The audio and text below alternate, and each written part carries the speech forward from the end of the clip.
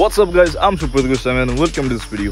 বিগত কয়েকদিন যাবত অনেক বেশি গরম দিচ্ছিল, বাট হঠাৎ কাল থেকে অনেক ভয়াবহ লেভেলের বৃষ্টি হচ্ছিল, যার কারণে দেখুন টিলার পাশে কিভাবে পানি জমে গিয়েছে।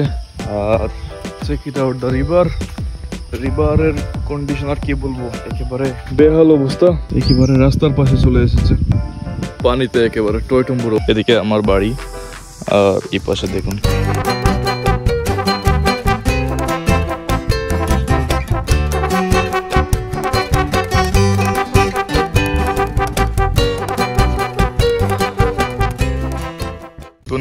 এই যে রাস্তাটি দেখতে পাচ্ছেন, এটি হচ্ছে একটি পিচ রাস্তা, বাট একেবারে নাজেহাল অবস্থা, কারণ বাঁশের পাতা পরে এদিকে একেবারে পিচ রাস্তা বলে একটু বোঝা যাচ্ছে না। একটু দূরে ছিল নদী, বাট নদীর পানি ওভারফ্লো হয়ে এদিকে চলে এসেছে। অ্যাকচুয়ালি কাল যখন এদিকে এসেছিলাম সন্ধ্যার আগে, তখন এমনটা ছিল না, অনেক পানি কম ছিল, বাট এখন একেবারে অবস্থা খারাপ। আর যদি 3 ফুট পানি বেড়ে যায়, এই রাস্তাটি ক্রস করে পানি চলে যাবে এই জমিতে।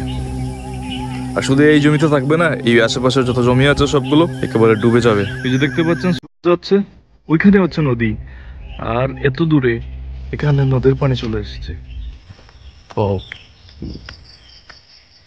আমি বলতেছি ওয়াও, বাট এই ধরনের পানি অনেকের জন্য আবার দুর্ভোগের কারণ হয়ে থাকে, কারণ আমরা তো টিলাতে বাস করি। অতিরিক্ত উঁচু নয়, এই যে 15 or 20 ফিটের কাছাকাছি হবে টিলা। বন্যার সময় আমাদের বাড়িতে পানি আসে, তো দূরের কথা, আমাদের বাড়ির সামনে যে রাস্তা রয়েছে সেটিতেও পানি আসে না।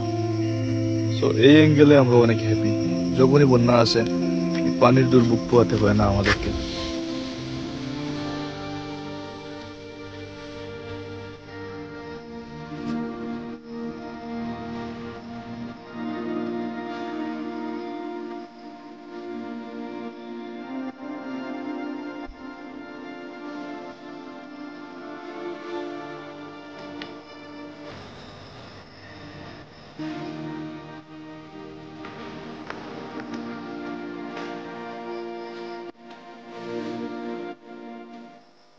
আমি এই যে চপ্পল পরে চলে এসেছি, কারণ রাস্তাঘাটে অনেক কাদা রয়েছে।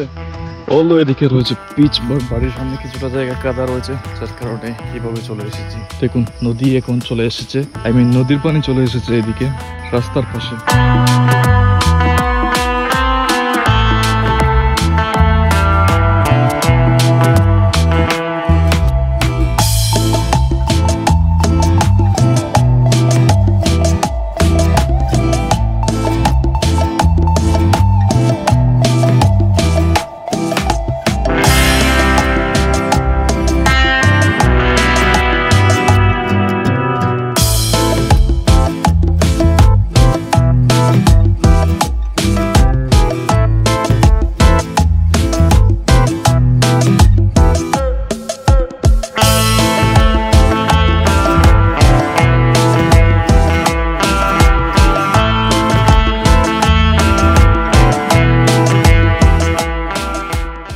আজ দেখুন কি একটা অবস্থা, রাস্তার একেবারে পাশে চলে এসেছে পানি।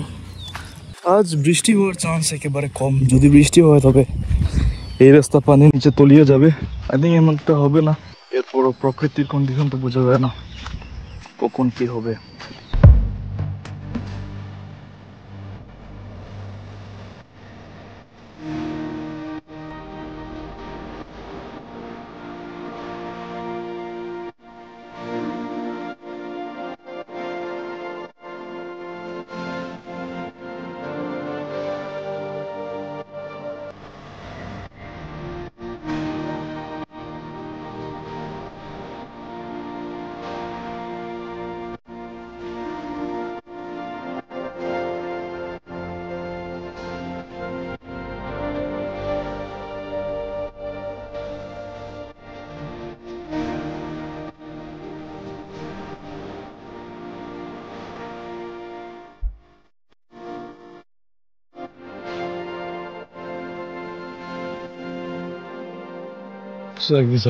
এখানে ছাগল আশ্রয় নিয়েছে ব্রিজের উপর, কারণ হয়তো বা তার বাড়ি ডুবে গিয়েছে।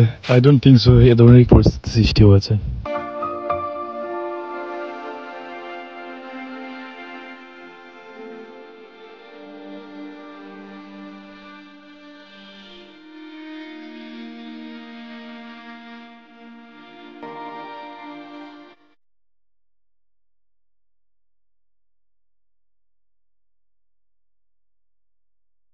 বাংলাদেশকে নদীমাতৃক দেশ বলার পিছনে কারণ হচ্ছে বাংলাদেশে অনেক বেশি নদী রয়েছে।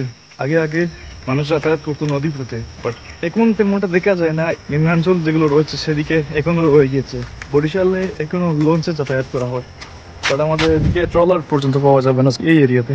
হাওর এলাকাতে, যেমন ঢাকা লোকে হাওরে, আমাদের বাড়ি থেকে কত কিলোমিটার আমি আর মেনশন করতেছি না, বাট হাওর এলাকাতে অনেক নৌকা দেখতে পাওয়া যায়, ডিঙ্গি নৌকা, মাছ ধরার নৌকা, তো অনেকগুলো দেখা যায়। বাট আমাদের এরিয়াতে তেমন নেই বললেই চলে।